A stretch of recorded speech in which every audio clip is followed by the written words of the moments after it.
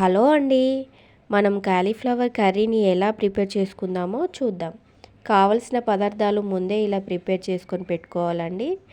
మనం ఫ్లవర్ని 2 times wash చేసిన తర్వాత వేడి వాటర్లో కూడా మరొకసారి వాష్ చేసి పెట్టుకోవాలండి. ఇలా చూడండి. నెక్స్ట్ మనం కర్రీ చేసే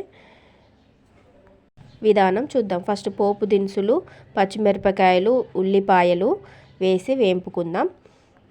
ఫ్లవర్కి కావాల్సిన పదార్థాలన్నీ నేను పక్కన లిస్టు ఇచ్చాను చూడండి. నెక్స్ట్ మనం పసుపు, ఉప్పు కూడా వేసి చక్కగా వేంపుకోవాలండి. మిరపకాయలు మంచిగా ఫ్రై అయిన తర్వాత కరివేపాకు, కొత్తిమీరను కూడా వేసి మంచిగా ఫ్రై చేసుకోవాలండి. నెక్స్ట్ మనం ఫ్లవర్ని కూడా యాడ్ చేసుకుందామండి. చూసారా, ఫ్లవర్ని కూడా నేను యాడ్ చేశాను. ఇప్పుడు మంచిగా తిప్పి పెట్టుకోవాలి. పోపు మొత్తం ఫ్లవర్కి కలిసే విధంగా మంచిగా కలిపి పెట్టుకోవాలి. చూడండి, హాఫ్ కుకింగ్ అయిపోయింది కదా. నెక్స్ట్ మనం టమాటాలని యాడ్ చేద్దాం. టమాటాలు యాడ్ చేసిన తర్వాత కూడా మళ్ళీ కాసేపు తిప్పి పెట్టాలండి. నెక్స్ట్ ఇందులో మనం కారాన్ని కూడా యాడ్ చేసుకోవాలి.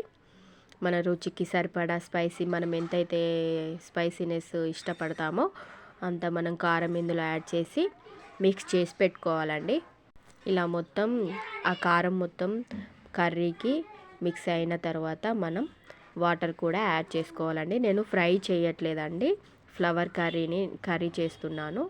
రోటీకి కర్రీ అయితేనే బాగుంటుందని చెప్పి నేను కర్రీ ప్రిపేర్ చేస్తున్నానండి. కొన్నిసార్లు మనం ఫ్రై కూడా రోటీకి చేసుకుంటే బాగుంటుందండి. లాస్ట్లో నేను కొత్తిమీరను కూడా పోపులో కొంచెం కొత్తిమీర వేసేసాను. లాస్ట్లో మళ్ళీ కొత్తిమీర వేసి మూత పెట్టాను. నెక్స్ట్ 5 మినిట్స్ తర్వాత తీసి చూస్తే కుకింగ్ అయిపోయిందండి.